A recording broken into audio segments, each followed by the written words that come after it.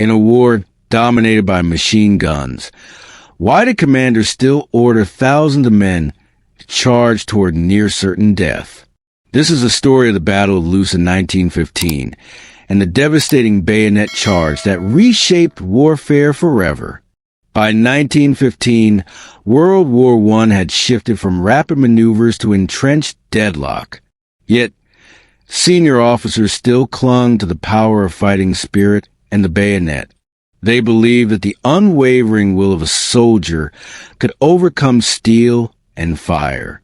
Our story takes place on September 25, 1915, at Loos-en-Gohel, France. This was one of the largest British efforts to break the German lines. The goal was to punch a hole through, but the British held a secret. For the first time, they were employing chlorine gas on a large scale. However, the wind changed. Into that chaotic and toxic atmosphere, the 15th Scottish Division was ordered to charge a key German defensive position. Early that morning, a pungent, horrifying smell permeated the trenches. It was chlorine gas. But instead of drifting toward the Germans as intended, a large part of the yellow-green cloud swirled back, engulfing the Scottish trenches themselves. Soldiers began to cough, vomit, their lungs burning. Those without masks or with faulty ones collapsed in agony. But the order to advance had been given. It was irreversible. Captain Robert Wilson, a young officer of the Black Watch Battalion, saw the despair etched on the faces of the 600 men under his command. He yelled, "Bayonets fixed!" Over the top. This was the moment man confronted machine. They climbed out of the trenches, a thin line of humanity, bayonets fixed to their rifles, charging into a heavily fortified area. The Germans were not caught off guard. They had survived the initial gas cloud and positioned machine guns thickly, ready and waiting. The field ahead became a slaughterhouse. The horrifying accounts began. Scottish troops running to the fog and toxic smoke were sighed down by German machine guns, one by one.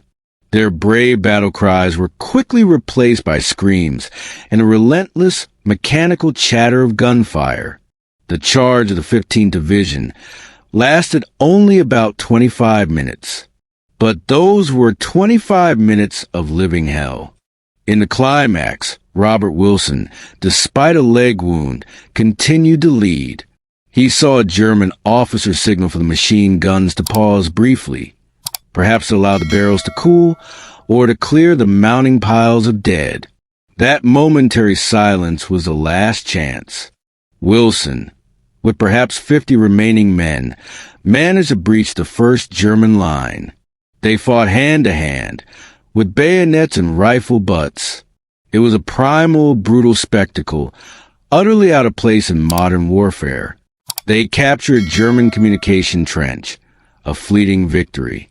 But the cost was monstrous. The Black Watch Battalion alone lost nearly 80% of its strength in the Loos attack. Over 8,000 Scottish soldiers fell in a single day. Loos became the epitome of the futility of frontal assaults against modern firepower. Wilson survived. He was found in the German trench, badly wounded, but still clutching his bayonet. The bayonet charge at Loos was a costly lesson in how utterly the old strategy failed against new technology. It effectively marked the end of large-scale, mass frontal assault tactics on the Western Front. Battlefields were no longer places for traditional, individual bravery. They were killing machines that required entirely new approaches. Soldiers learned that they needed to rely on camouflage, coordinated artillery, and above all, caution to survive. The charge of the 15th Scottish Division at Loos was a grand tragedy, a testament to the senseless sacrifice driven by an outdated belief in the bayonet.